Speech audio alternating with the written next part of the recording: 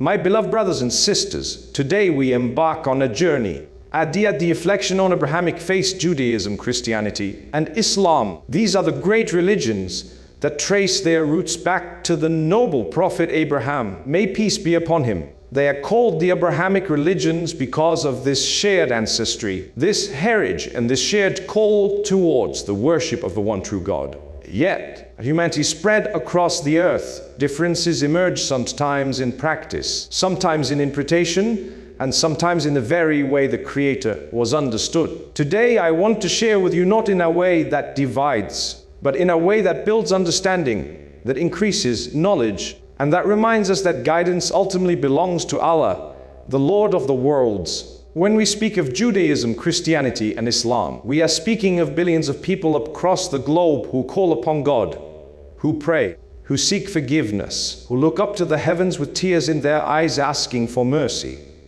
If we look at them, we will see devotion, sincerity, and yearning for divine acceptance. And so question arises, are we worshipping the same God? When the Jew says Yahweh, when the Christian says Elohim, when the Muslim says Allah, are these names pointing towards the same being, or are they different deities altogether? This question, just academic, is deeply spiritual, because that is on the very core of who we are, why we exist, and to whom we belong. Let us begin by looking at the origins. Judaism is the oldest of the we, emerging from an event between Allah and the prophet Musa, or Moses, peace be upon him. The Torah was revealed as guidance to the children of Israel, reminding them to worship none but Allah, to live by his laws, and to establish justice. The essence of Judaism is Shema Yisrael, hear, O Israel, the Lord our God. This powerful declaration of monotheism is central to Judaism. It affirms God is one, eternal, and without partner. Then came Christianity. The Christians believe in noble prophetess Jesus, peace be upon him, who was born miraculously without a father by the command of Allah. They see him as the Messiah, the one anointed, the one sent to go ever. Over time, the message of monotheism became tangled with interpretations, councils, and theological debates, leading to the concept of the Trinity, the Father, the Son. While many Christians today affirm that they are monotheists, Islam teaches that associating partners with Allah, no matter how subtle, is not true monotheism. And so while Christianity emerged from Judaism, it took a different path, one that centered, peace be upon him, not a prophet, but in many cases as divine. Finally, Islam came as the final message. Allah sent the Quran as a clear criterion, a firkin to distinguish truth from falsehood. Islam does not reject the prophets of the past, it honors them. A Muslim cannot be a true Muslim without believing in Musa, in Isa, in Dawud, in Suleiman, and in all the prophets that came before Muhammad. Peace and blessings be upon him. The difference is that Islam restored the pure message of Tawheed, absolute monotheism, that Allah is unique, without partner, without son, without equal. He was not born, he gave birth, and none is like unto him. So the question, are Yahweh Elohim and Allah the same? Let's reflect carefully. The word Elohim is a Hebrew word found in the Old Testament. It is a title that refers to God. The word Yahweh is the sacred name of God in Judaism, so sacred that observant Jews do not even pronounce it. They substitute it with Adonai or Hashem. The word Allah is the Arabic name for God, used not only by Muslims but also by Arabic-speaking Jews and Christians for centuries. If you visit a church in the Middle East, you will hear Christians calling upon Allah. If you read the Arabic Bible, the word for God is Allah. What does this teach us? It teaches that at the root, when Jews say Yahweh, when Christians say Elohim, when Muslims say Allah, they are all pointing to the Creator of the heavens and the earth. But the difference lies not in the word, it lies in the understanding. Islam teaches us that Elohim form, beyond human limitations and beyond human imagination. He is not a man, he is not an incarnation, he doesn't resemble his creation in any way. This is where the paths diverge. Judaism insists on the oneness of God, but does not recognize Muhammad, peace be upon him, as the messenger. Christianity recognizes Jesus, peace be upon him, but elevates him beyond the status of a prophet. Islam recognizes all of them, but affirms the purest form of Tawheed, declaring there is no God worthy of worship except Allah, and Muhammad is his messenger. My beloved brothers and sisters, when we look at these differences, we should not look with hatred, but with understanding. The Quran teaches us to invite with wisdom and beautiful preaching. It teaches us to say to the people of the book, and come to a word common between us that we worship none but Allah. You notice how the Quran acknowledges the common ground first, that we are all called upon the Creator.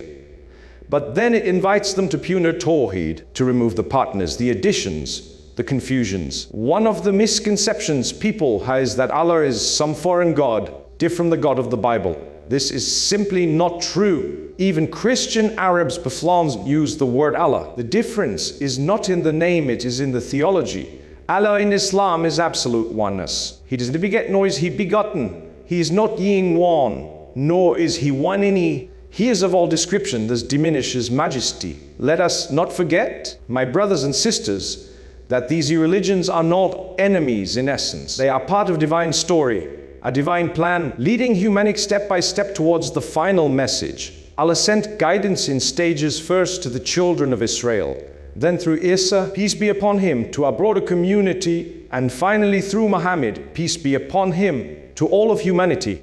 Islam is no rejection of Judaism, there ain't a Christian completion. It is the seal, the final piece of the puzzle that affected religion. As we reflect on this, let us also remember the Prophet Muhammad, peace be upon him. When he stood in Medina among Jews and Christians, he did not curse them or hate them. He invited them with compassion. He reminded them of their prophets. He reminded them the God they called upon is the same God he called upon. The difference in the understanding of his oneness, in the recognition of his final messenger, and in the acceptance of his final book. In this world there are many who try to divide. They say Muslims worship a different God, that Jews have their God, that Christians have theirs. But in truth, there is only one God. The question is not about whether he is the same, but whether our understanding of him is correct. And the Quran is that final criterion, that final light that clarifies. Beloved brothers and sisters, the names may differ. Yahweh, Elohim, of the essence points to the Creator. The differences lie in how people perceive him, how they worship him, and what they believe about his nature. That is why Islam is such a mercy. It brings us back to the purest, simple, clearest belief. Worship Allah alone. No partners, no intermediaries, no confusion. Let us pause here for today, and in the next part we will dive deeper into the theological differences between the religions, how each one sees God, how each one sees salvation, and how Islam clarifies the truth. My beloved brothers and sisters, we now move to our discussion on the Abrahamic faiths, Judaism, Christianity. In the first part, we spoke about the shared roots of these religions, and the question of whether Yahweh, Elohim, and Allah refer to the same God. We discovered that while the names differ by language, the reality is that there is only one Creator. The real differences emerge in theology, in belief, in the understanding of who God is, and how humanity is meant to connect with Him. Today, I want to take you through those differences in more detail. Not to mock or belittle, but to understand. Because when you understand, you are stronger in your own faith, and you are more compassionate towards us. And the Quran teaches us, do not argue with the people of the book except in the best manner. Meaning, do not insult, ridicule, but clarify, enlighten, and call towards truth, wisdom, and kindness. Let us begin with Judaism. Judaism is on the covenant made with Prophet Musa, peace be upon him, and the children of Israel. It is the religion of law and obedience. The Torah outlines detailed commandments, laws about what to eat, how to dress, how to pray, and how to purify oneself. The Jews believe that following these laws is their way to maintain a relationship with God. The central of Judaism is that God is absolutely one, and He chose the Israel as His people. This chosenness, however, was conditional, was tied to their obedience to His commands. Theologically, Judaism rejects any form of partnership with God. There is no concept of a Trinity, no concept of God becoming man, no concept of intermediaries. This is of Judaism that Islam recognizes and respects. However, Judaism differs from Islam in that it does not accept Muhammad, peace be upon him, as that nor does it accept the Quran as revelation.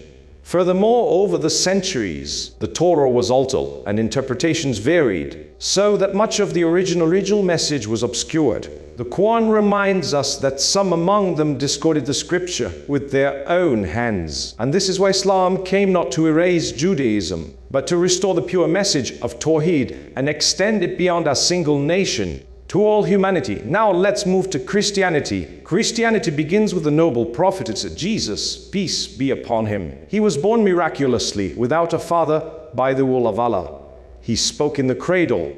He healed the sick by the permission of Allah. He raised the dead by the permission of Allah. He brought the Injil, the gospel, as guidance and light. The Quran affirms all of this. We as Muslims love Isa, peace be upon him. We consider him one of the mightiest messengers. But here lies the theological difference. While Islam sees Isa as a prophet, Christianity elevates him beyond prophethood. The majority of Christians believe in the Trinity, that God is one but exists in 3 persons, the Father and the Holy Spirit. They believe Jesus is the Son of God, or in some traditions, God incarnate. This is where Islam differs entirely. Islam rejects Trinity, rejects the idea of God becoming man, and rejects the notion of God having a son. The Quran is clear. He begets not, nor is he begotten. And my brothers and sisters, understand this carefully. Christianity began as a message of monotheism. Jesus, peace be upon him, called people to worship Allah alone. He prayed to God, he fasted, he submitted his will to the Creator.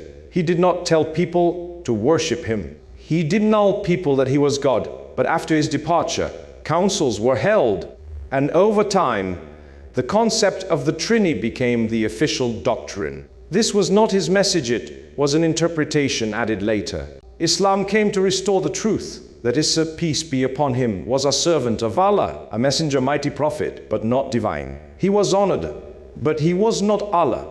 And the Quran beautifully says, the Messiah has said, O children of Israel, worship Allah. My Lord, your Lord is pure Tawheed. Now let us turn to Islam, the final message. Islam does not belong to any single tribe or nation. It is the universal religion sent for all of mankind. Its foundation is the Shahada. Allah ilaha illallah, Muhammad Rasulullah. There is no God worthy of worship except Allah, and Muhammad is his messenger. In Islam, the oneness of Allah is absolute. He is beyond all human descriptions, all limitations, beyond all imagination. He is no son, no father, no mother. He is eternal, self-sufficient. And like Judaism, Islam does not restrict salvation to one nation. Christianity, Islam does make divinity of any human. Islam brings balance. It teaches us that prophets are human beings chosen by Allah, but they are not gods. They are conveyors of the message. They are to be followed, but not worshipped. And the last of them is Muhammad, peace be upon him. The seals of prophets after whom no prophet will come. So when we compare religions, Judaism says, God is one, but he is only for the children of Israel. He says, God is one, but Jesus is divine. Islam says, God is one, and his message is for humanity. Now, let's return to the question. Are Yahweh, Elohim, and Allah the same? Theologically, the Jews, when they say Yahweh, are referring to the Creator. The Christians, when they say Elohim, are also referring to the Creator. The Muslims, when they say Allah, are referring to the Creator. The root is the same, but the understanding differs. A Jew not believe that Allah sent Muhammad, peace be upon him. A Christian often believes that Jesus is divine. A Muslim believes that Allah is one and is like him. So linguistically, it is the same God. But the theological differences are vast. It is like people pointing at the same sun in the sky. One says, what is only for me? But the other says, is he in one? And the last says, but it is one, shining equally upon all.